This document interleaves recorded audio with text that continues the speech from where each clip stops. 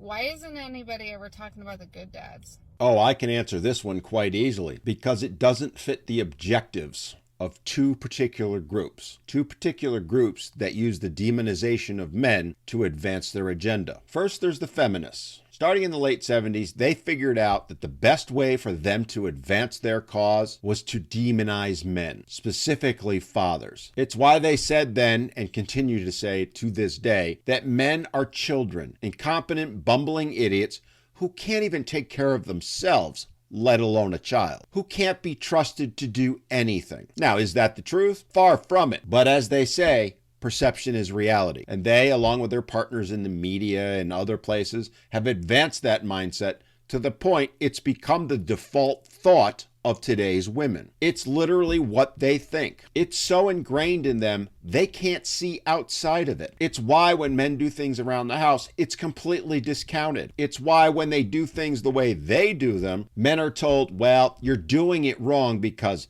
they, meaning the woman, and they alone, are the sole determiners of whether something is done right or wrong. And it's done because they have to reconcile in their minds this dichotomy that they're seeing, this ingrained belief that men are incapable of accomplishing or doing anything, yet it's happening right before their eyes. So they have to find a way to dismiss it, to discount it, to discredit it. So of course they resort to saying, well, he did something, but it wasn't done right. My way, and only my way, is the right way. And again, this was all done to advance equality, because they define equality as, well, women being superior to men. Now, this was also done for another reason, and it was done in parallel with things like getting no-fault divorce passed, because the objective there was to get men out of the house, to destroy families. And let's be honest, they've succeeded in spades. What used to be the norm, where mom and dad raised the children in a home, has now become the exception. The majority of children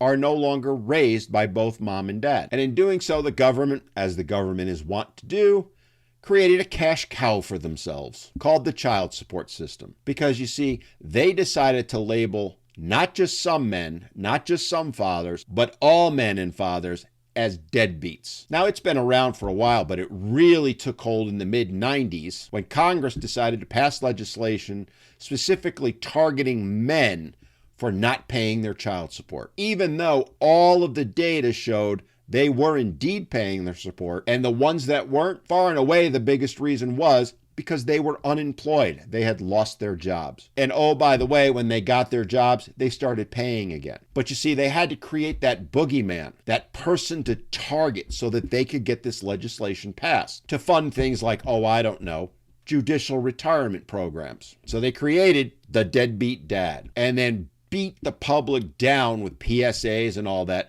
saying they were going to start holding them accountable. And let's be clear, it was both political parties that were guilty of this. They both hold the blame equally. And it's why you see them, even to this day, promote programs to get fathers involved with their children, which is a load of crap. And they know it, because I've talked to those politicians and I've called them out on it. It's all BS, because it's not that fathers don't want to parent. It's not that they don't want to support their children. It's that they're prevented from doing so. Prevented by mothers, feminists, and the government. There isn't a question about this. This is the reality. And unfortunately, while there is some signs of change, it's not going to change anytime soon to any significance. So to go back to what Trippy said at the beginning, why do you never hear anything good about dads? Because if that got out, if they acknowledge that fathers are indeed good parents, equal parents to mothers, and every bit as capable of taking care of children as mothers are, which they are, then it blows that whole narrative up. It destroys the demonization of men and fathers, and it blows the child support paradigm right out the window. Don't kid yourself. They know exactly what they're doing. I've sat in those legislative meetings.